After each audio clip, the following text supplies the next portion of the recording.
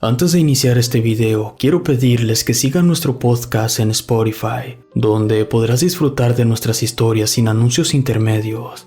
Te dejo los enlaces en la descripción y comentarios.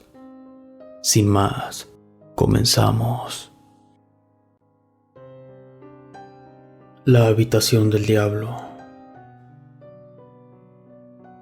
Salir huyendo del lugar donde creciste no es fácil, pero en mi caso, no tenemos otra opción, ya que mi vida y la de mis seres queridos corrían peligro. Era abandonar el lugar o morir ahí mismo. Mi nombre es Alma Pérez. Nací en la Ciudad de México un día 2 de noviembre, por cierto, Día de Muertos. Así que mis fiestas estaban siempre hechas alusivas a la muerte.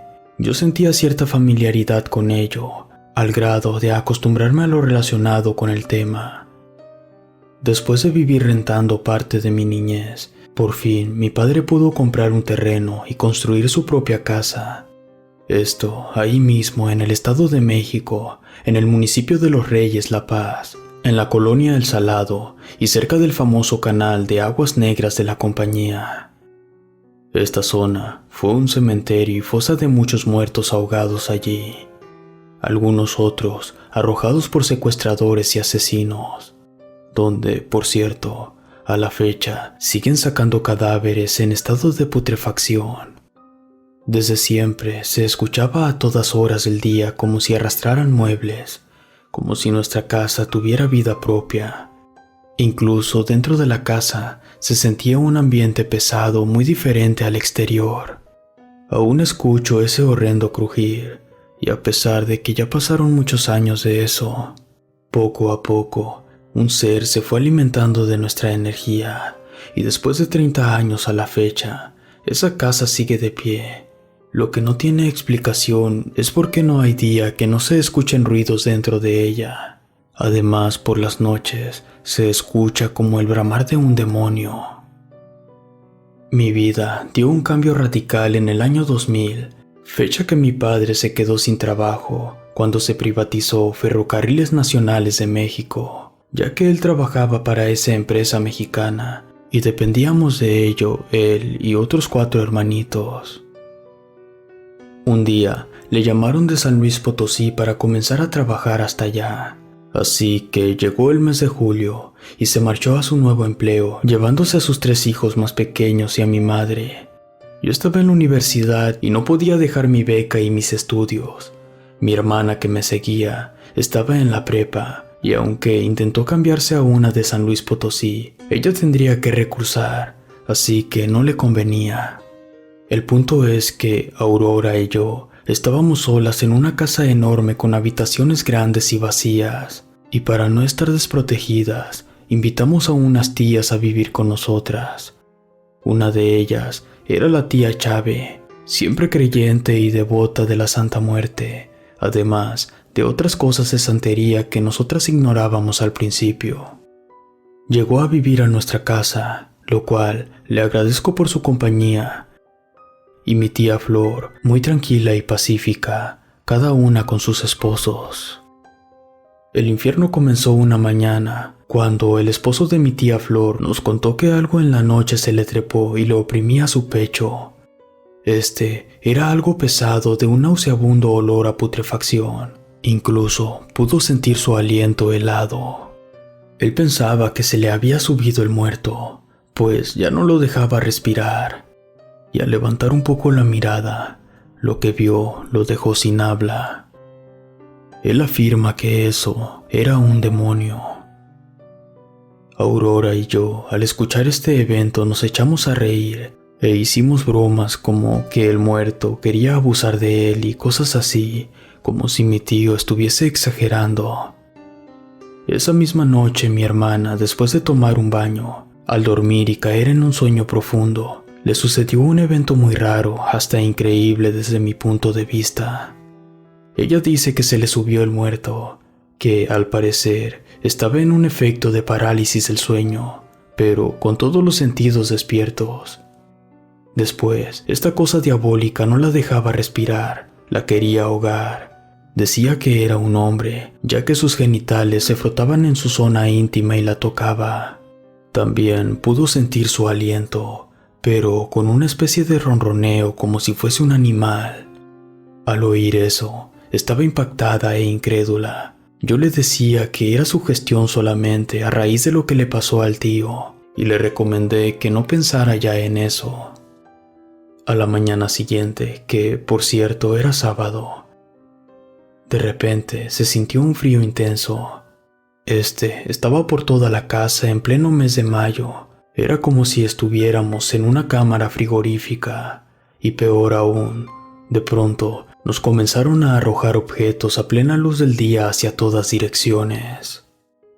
Después de unos minutos todo quedó en total calma, y en los sillones se notaba que estos se sumían como cuando alguien se sienta, pero era muy pesado. De pronto esa cosa se levantó y ya no pasó nada. Cada noche era lo mismo. Estos eventos eran más frecuentes, al grado que en los espejos se llegaron a formar siluetas al igual que en algunas ventanas. Así continuaron los días. Ya al punto de la histeria, mi hermana Aurora abría su Biblia en el Salmo 91 y comenzaba un pequeño rezo, y como burla se intensificaban esos ataques.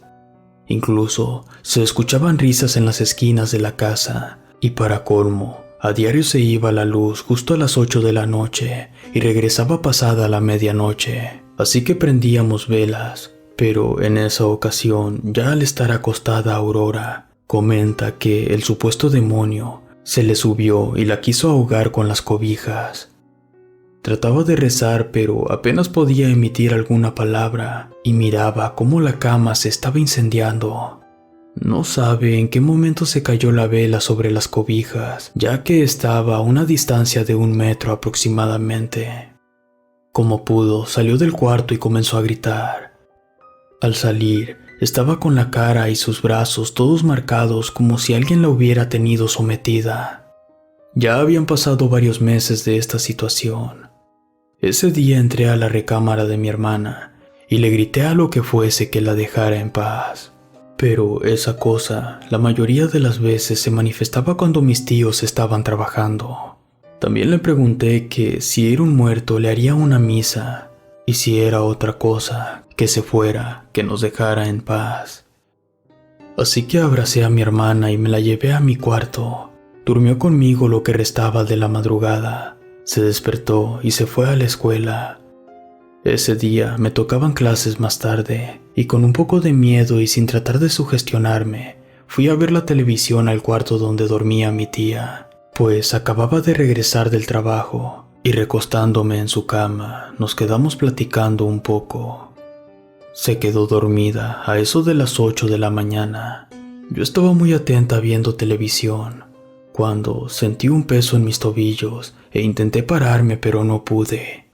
Una fuerza terrible estaba sobre mí, y de repente sentí como me tocaba la cara y me volteó la cabeza con una mano enorme, y su cuerpo no lo pude distinguir de reojo, pues no me soltaba la cara. Traté de verlo mediante el reflejo del televisor, pero era imposible, ya que solo se miraba una mancha negra llena de puntos, como cuando pierde señal la televisión.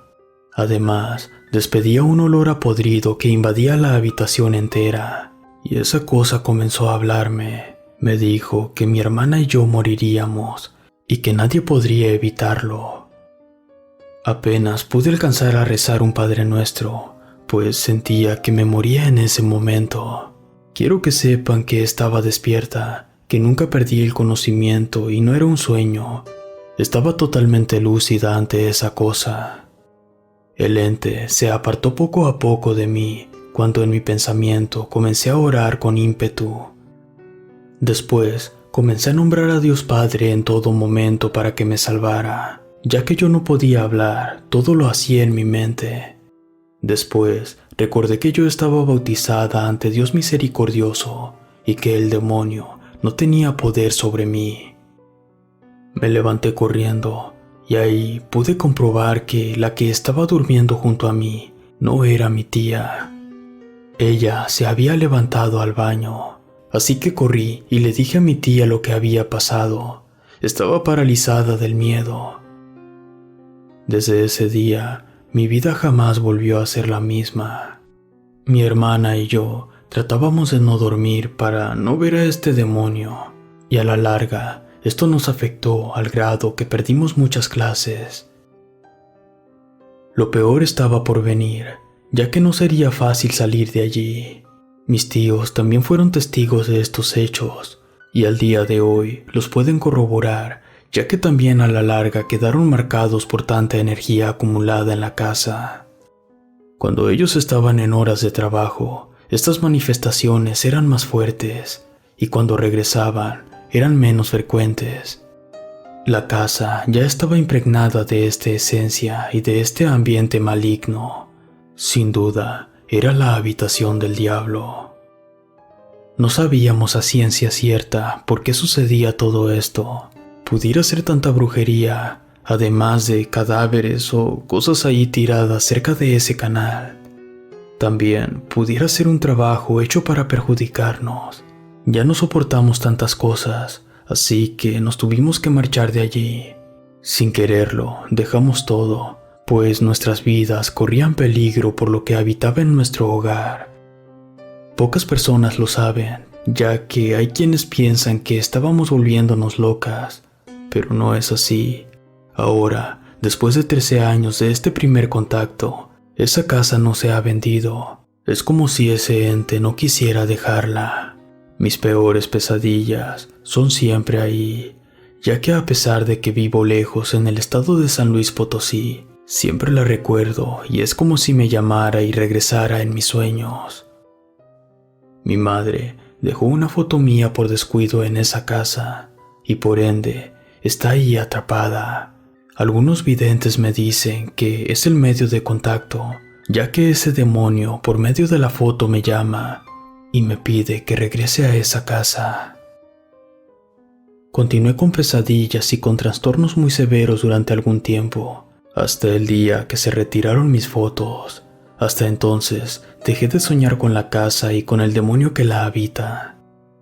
Pasaron muchos detalles entre esos meses que no quisiera prolongar más la historia. Ahora, en esta edad madura, me dedico a meditar, orar y a mantener armonía en mi vida. Pero quería contárselos, ya que hay gente que dice ser atea, y yo, antes de este hecho, tenía mis dudas sobre Dios. Y créanme que por experiencia propia les digo, no esperen a ver al diablo en persona para creer en Dios, ya que muchas veces recurrimos a él cuando creemos tener el mundo encima.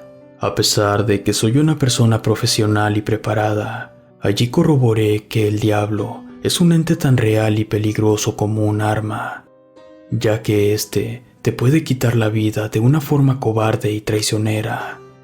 Es por eso que, con toda la confianza y después de muchos años, comparto este suceso que nos atormentó y estuvo a punto de terminar con nosotras. Solo resta decir que aún tenemos la casa en venta, y aunque se está vendiendo en un precio muy bajo, no hay compradores. Los que la visitan ya no regresan a ofertar. Gracias a Dios Padre que ese día tuvimos la suerte de salir de allí, y por nada del mundo pondría un solo pie nunca más. Bendiciones, espero que esto se difunda y a muchos les quite la venda de los ojos y empiecen a creer en el diablo. Años antes, yo, su amigo y servidor Chemo San Juan, conocí esa casa por casualidad, posiblemente en los años que más eventos pasaron. Esto porque tenía familiares viviendo casi enfrente del canal. Y ante mi curiosidad, 5 años después la visité, y allí seguía sin venderse, en la colonia Magdalena Atlicpac de los Reyes La Paz, Estado de México. La calle tiene nombre de un río. Gracias. Relato escrito y adaptado por Chemo San Juan, de eventos reales de mi gran amiga Luna.